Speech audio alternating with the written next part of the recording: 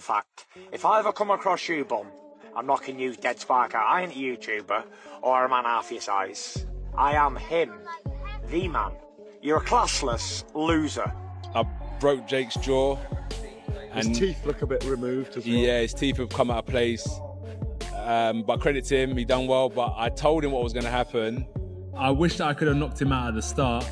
But as we saw tonight, Jake has spirit.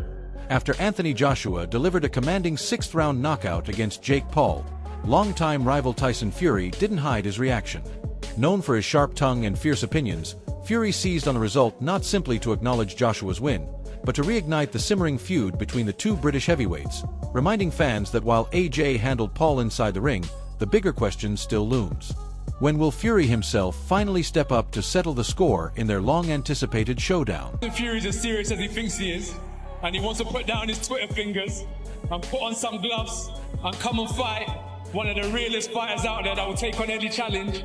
Step in the ring with me next if you're a real bad boy. Don't do all that talking, AJ this, AJ that. Joshua's win, streamed to millions around the world on Netflix and dominating sports headlines, marked a momentous return to form after a 15-month layoff for the former two-time world heavyweight champion. But as much as the result was a statement from Joshua, Tyson Fury's immediate response, both before and after the fight, has underscored a simmering tension between the two British heavyweights that now threatens to boil over into 2026. There's nothing's been signed yet, but Tyson, he's indicated that if it's the right deal, he'll definitely do it. So I think it's going in the right, I hope, as I just said, going in the right direction, and hopefully we'll get some news pretty soon as to what's going to happen. He's been very good. He's been working very hard the last few months. He's had a lot of projects, including his Netflix series, Meet the Furies, the second series of that. He's got a documentary he's also filming. He's doing a lot of PAs as well, so he's been very, very busy. He's enjoying himself. But he's been in the ring full time. In the gym full time, training very hard, and he's in great nick. He looks well, and I'm sure, and he said on many times himself, he would like to come back and fight again. And 2026, I believe, provided the deal's right, I think you'll see him back in the ring again. If this fight happens, which I believe it will, if it does happen, it will be sometime in late summer. So Tyson, that's another sort of at the moment, it's another 7 months away. So he'll certainly have a fight in between, I think, if he comes back. The fans have been asking for this, and everybody's been talking about it for years and years and years. It's better, if it's going to happen now, than rather these guys come back and talk about doing it in 5 or 6 years' time. It's a fight that, anybody who I talk to about boxing, that's the one thing they always mention. When are these two getting it on? Are they ever going to get it on? We never got to see it, etc., etc. It will happen. I think it will happen, and I think when it does happen... Ring Magazine posted, Fury versus Joshua is closer than ever. Anthony Joshua's win over Jake Paul has set him on a collision course with Tyson Fury. The rivalry between Anthony Joshua and Tyson Fury has become one of the most talked about sagas in modern heavyweight boxing. For years, fans have clamored for the two British stars to finally clash, with promoters calling it the biggest fight in the sports world and one that must happen to settle long-standing debates about who truly deserves heavyweight supremacy. Fury? I'm not gonna disrespect Fury, Gareth. I want to fight him though, Jack. We want to see you fight him so much. Exactly. I think I deserve it, the fans deserve it, you deserve it. It's such a shame that the guy decided to retire. He should grow a backbone. You win some, you lose some. Do you beat him? Yeah, definitely. All day long, yeah? 100%. So do you know what day it is today? Saturday morning. What comes after Saturday? Sunday. Many in the boxing community weren't satisfied with how the Anthony Joshua versus Jake Paul fight played out. Even though Joshua eventually won by 6th-round knockout, critics argued that the bout never felt like a competitive sporting event, with Paul spending much of the early round circling, clinching, and avoiding meaningful exchanges rather than engaging in classic boxing action, leading to boos from parts of the crowd and fans calling the matchup a clown show online. Such a bad look overall for the sweet science, the sport of boxing, which, cannot get out of its way anyway on a regular basis. What we saw in there, I don't think anyone ultimately looks good. It was theater. It was sloppy. It was gross. It was unnecessary. I'd love to say my favorite sport is better than this, but I think we know that already. I think the bigger question is how much more can the rest of us tolerate the Jake Paul circus? What was so deflating about this is even though we, in a sense, got the outcome that most people tuning into this fight were here for, which was to see Jake Paul get knocked out, it was the worst version of a Jake Paul knockout loss that we could have asked for. There isn't some sort of highlight reel moments like the Ngannou knockout where Anthony Joshua just... Joshua openly admitted that his performance wasn't perfect and said he needed to do better, acknowledging that he and his coach expected more from his early rounds in the ring. AJ explained that Paul's evasive movement and scrappy tactics made it difficult to pin him down. But once he found his range, he was able to finish the job decisively. Despite the criticism, Joshua also stressed that his main goal was always to win and hurt his opponent when the opportunity came, and that getting the knockout in the 6th showed he adapted as the fight unfolded. Jake's jaw. His teeth look a bit removed as well. Yeah, his teeth have come out of place. But credit to him, he done well, but I told him what was going to happen. But it just took 6 rounds to do that. People will criticize you for going 6 rounds with Jake Paul. How do you feel about that? I deserve it. Why? Come on. Because, like, we're elite fighters.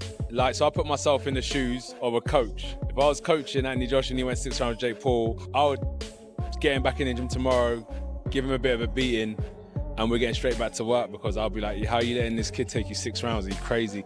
In boxing, there's a time when you systematically break someone down and you see their soul leaving their body.